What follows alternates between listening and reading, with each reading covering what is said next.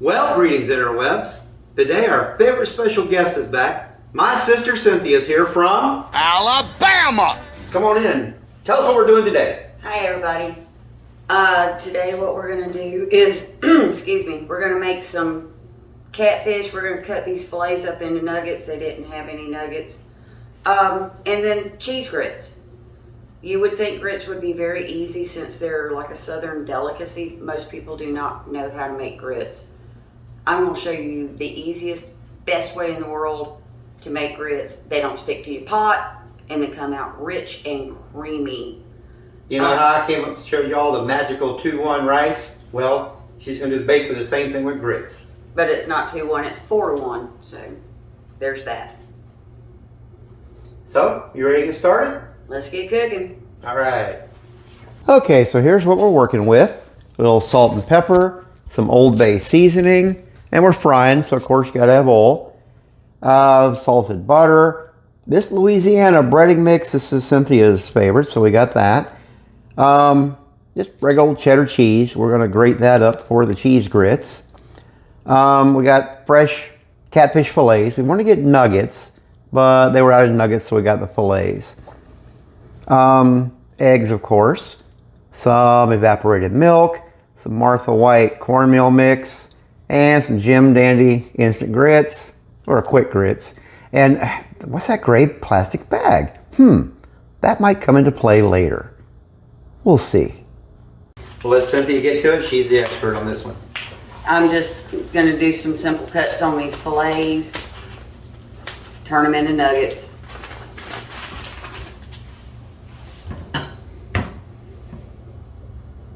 You gonna cut them all up? Well, I can fry a fillet too if you want me to. I just figured I'd cut them all into nuggets. Okay. We'll go and speed this part up. You know, sit and watch.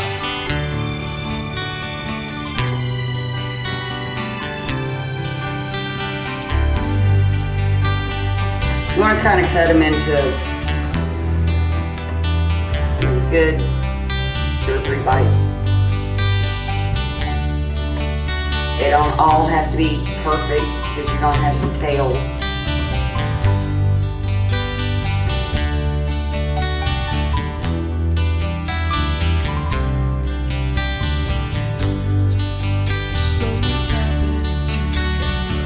One little tip that I just thought about, when you're making a long slice, it's one thing to pull it to you, but cutting like just into nuggets, if you'll push away, it cuts cleaner, and you're not so likely to cut a finger, but it's a lot easier if you cut away and then use a little, like a swoosh motion. Swoosh. Swoosh, there's a word. The technical term. You just pull it down to cut long and then short and away in a little rocking motion.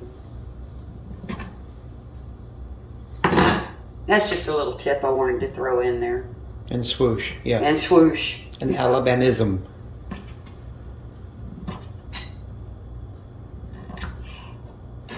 All right, those are dead. Okay, so now we're gonna get ready to start heating up the oil. Use a big pot, because like I said in the other frying video, there's this much oil. The splashing goes about here. So if I'm in a little pot or a little pan, it's gonna splash everywhere. Get all these little nooks and crannies, and that's a pain to clean out. And you know me, I try to keep it clean as I go. While the oil is heating, we're going to start doing our breading. So I'm going to get that mixed up. Perfect amount of oil went in there. Yeah. Like I said, we got about that much oil in the pot. You'll see in a little bit. Okay, earlier Hal mentioned about the plastic bag. I'm going to show you something that it just makes for the easiest cleanup. What you're going to do is put everything in the bag. You don't really need the whole bag because you're mixing now. So I'm going to use about half of this And then I'm going to try to put about an equal amount of cornmeal in. I just personally prefer the Martha White buttermilk just because that's what I've used for years and years. I do a lot of baking with it. So we're going to try to get about the same amount in. Don't worry, there is no right or wrong, too much, not enough. It's a matter of taste, really. Even though everything is salted and seasoned, we're going to add just a little bit more because that's what you do, is a little bit more. And I've already learned from the past that these are hard to open, so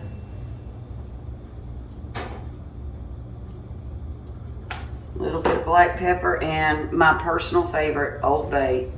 You cannot go wrong with Old Bay. You can use it on everything, and this is something I was trying to tell Hal earlier. It is awesome, awesome on pork. And you know how much I like to make pork.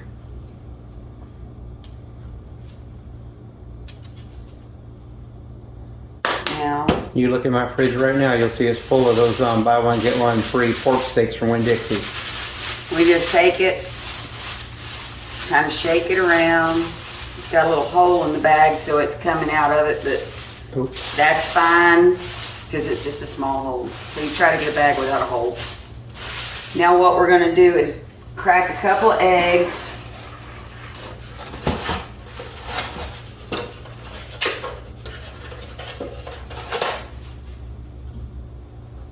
If you have a whisk, it makes life a whole lot easier. If you don't, use a fork.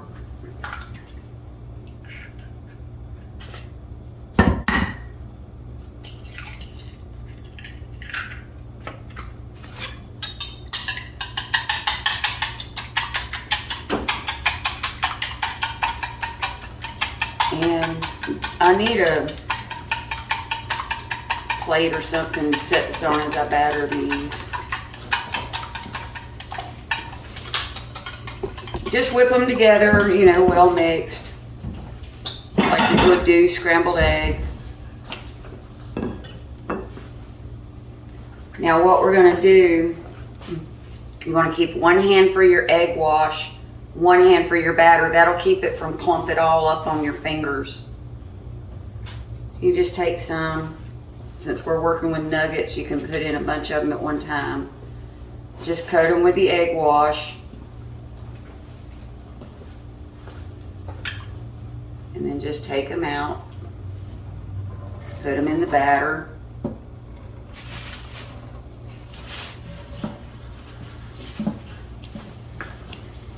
It helps keep your batter on your pieces.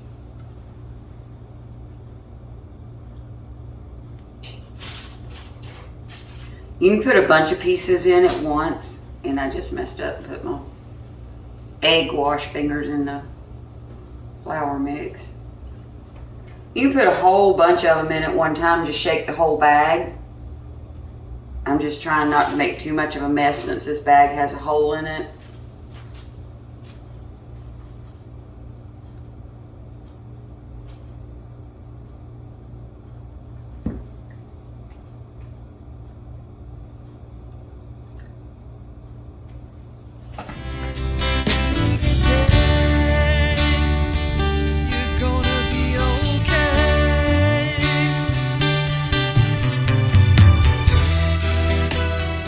We have got the nuggets all battered up now, and we're going to start dropping them in the oil. The oil got a little overheated, so I'm going to drop them in slowly so that I'm not burning myself, because it will flash. But as you can see, that oil is good and hot. Yeah, and that's really what you want to see. If the oil's not hot enough, it's going to be kind of rubbery and yucky, and yeah. But you definitely don't want to splash it up on yourself. You don't want it to flash on you. Oh yeah. You're going to try to get them in as quick as you can so that they cook fairly even.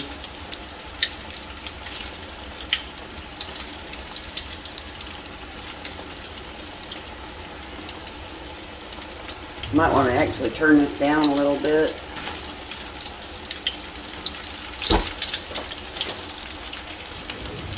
That'll be fine.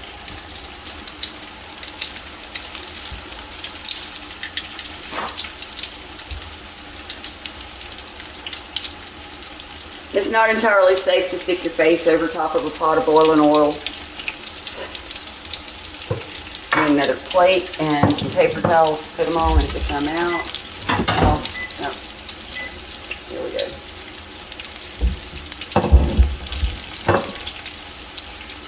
You put them on a strainer? Oh yeah, these are cooking fast. You gonna put these in a strainer? Or on paper towels? Just paper towels is fine.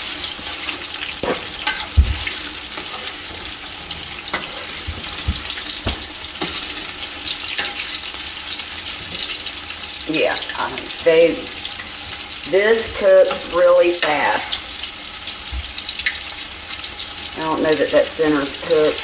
I know that piece is done because it's a thin piece. I'm going to give it literally just another minute, and I'll start taking them out. But you see how fast this is going?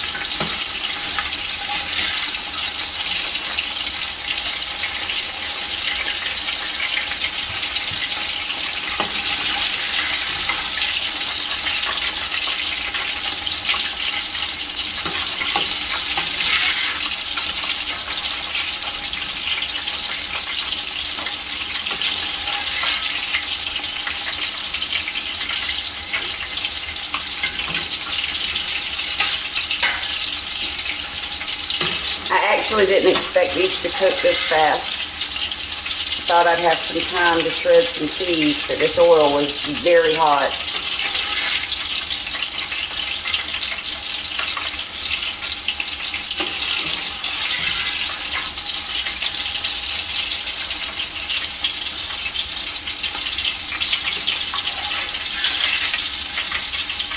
What is it to the camera? Still a little blonde.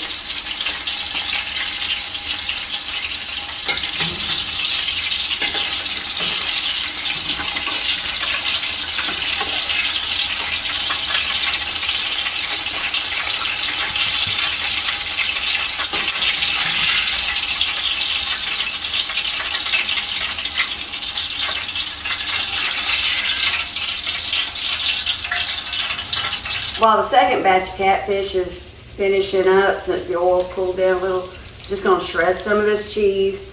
The purpose of shredding this cheese for the grits, it helps it to melt faster and a little more evenly. That's the only reason to do it. So I'm just going to try to get this block. I might employ someone else to come do this. I don't pay well, so don't apply for the job. But the teenager just left. But don't bump. You see, it don't take that long. Yeah, it's not exactly rocket surgery. Right. And if you have little lumps fall off, that's fine. It's just you're minimizing the size so that you have better melting. While you're doing that, you can water boil it. You got to measure the water. Thank you. How much? I'm showing you how to make grits. That's for money. One of the biggest mistakes is grabbing a pot and just throwing some water in and thinking, okay, we'll go from here. I'm glad you did that. What we do, it's 4 parts water to 1 part grits. But what I've learned is you swap out 1 part of water with your evaporated milk. This is what makes them really creamy and it helps keep them from sticking to the pot. I don't know why, but it does. So I'm going to use 3 parts of water. Okay, I've got my 3 cups of water in the pot, and I'm going to put in 1 cup of milk.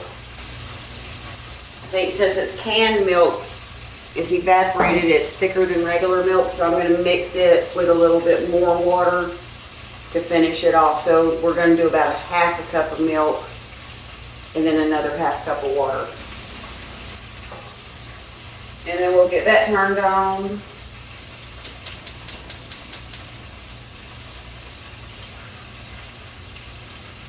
Don't worry about it curdling your milk, it won't, because it's more water than milk. Dry this out real quick because I'm going to be using it for the grits.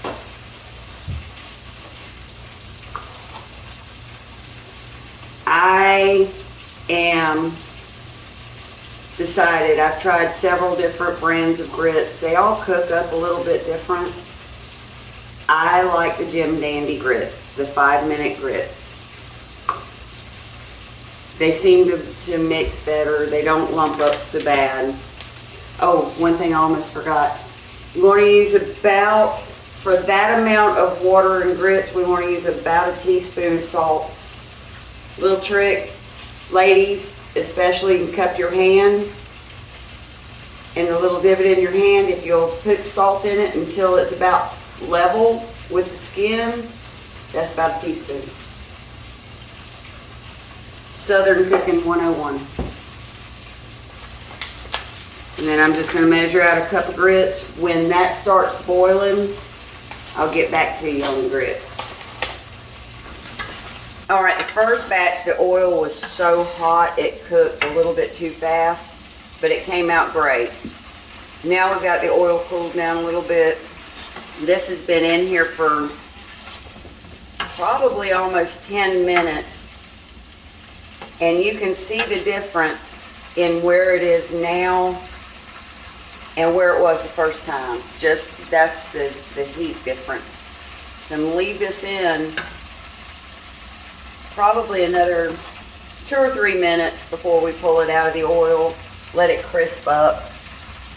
And it should be really good. But the first batch, it came out, it's really pretty. I don't know if you can see how it's glistening, it's flaky. That's how you want the center to look. Glistening and flaky. If it's not cooked, it'll be a little bit pink. It tastes good though. Mm-hmm. That's good eating.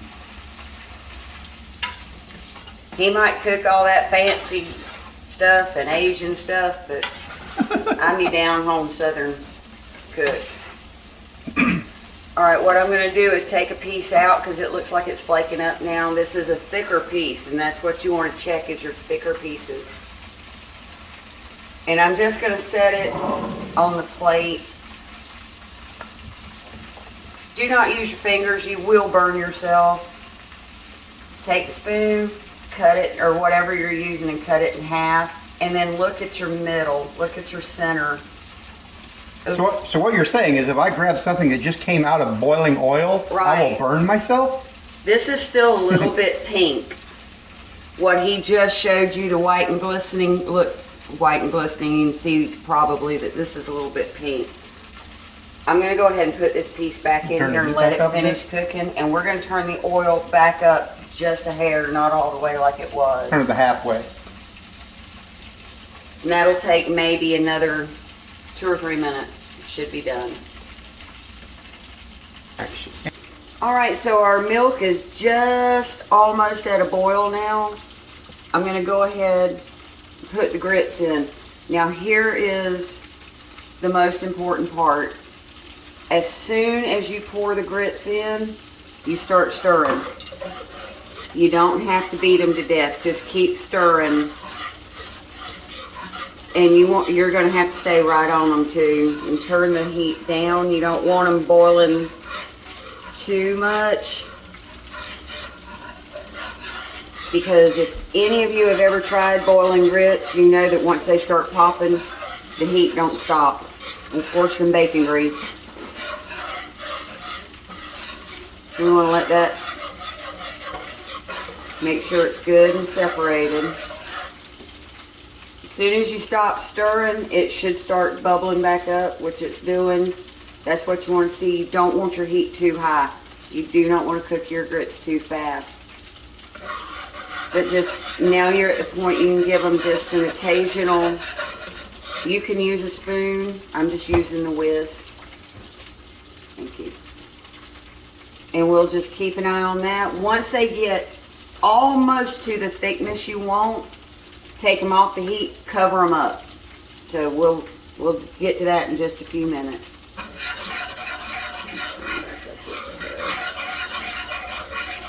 And then I'm going to check the fish. I think it's probably about done now. Yeah. So I'm going to go ahead and turn this heat off.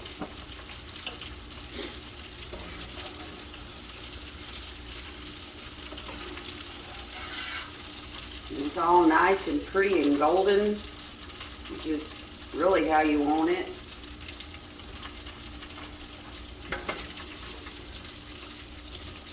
This is where, when you've done this for a while, you can do this.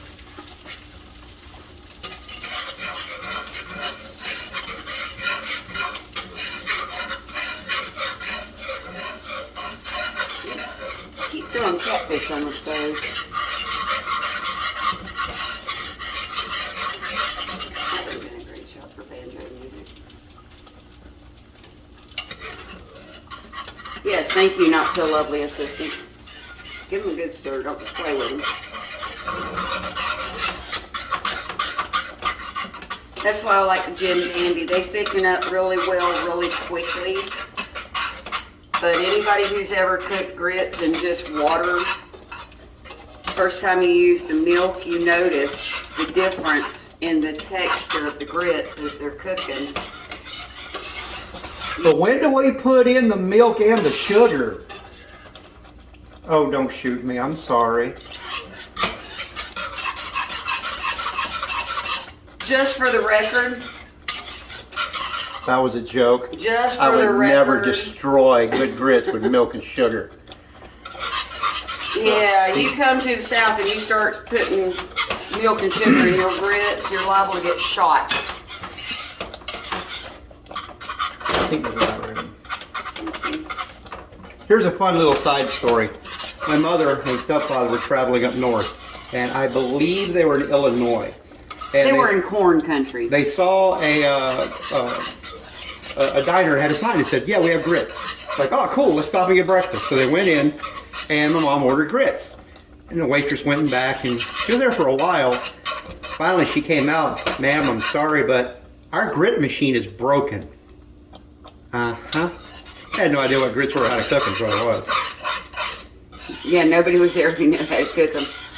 All right, these are almost to the thickness that I want. So what I'm going to do is just turn off the heat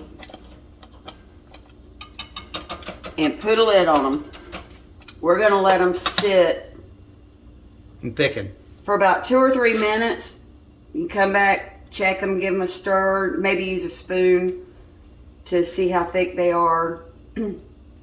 And you want them kind of thick because the cheese and the butter are going to break them back down. So we'll let that sit for a couple of minutes and get back with you. Okay, it's time to check the grits. These are pretty thick now. So what we're going to do, Is put sugar and milk in them. Now, don't hit me. we're going to take some butter.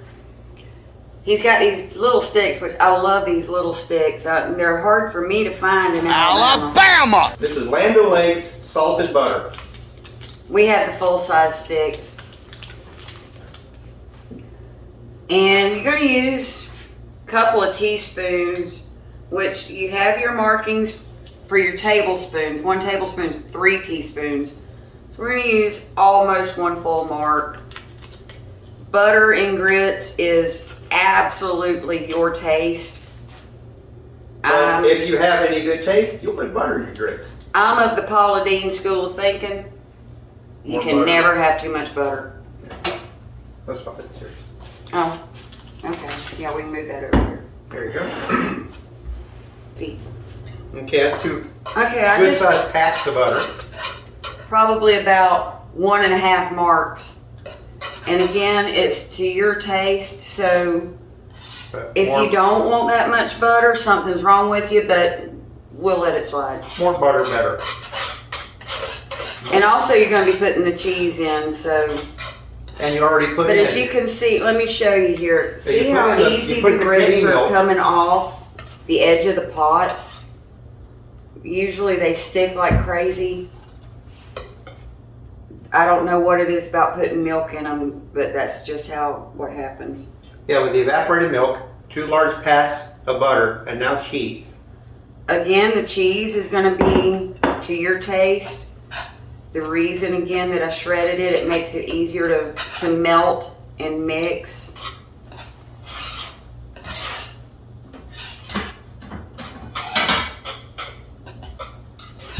You can see that little bit that I put in is almost completely melted in now.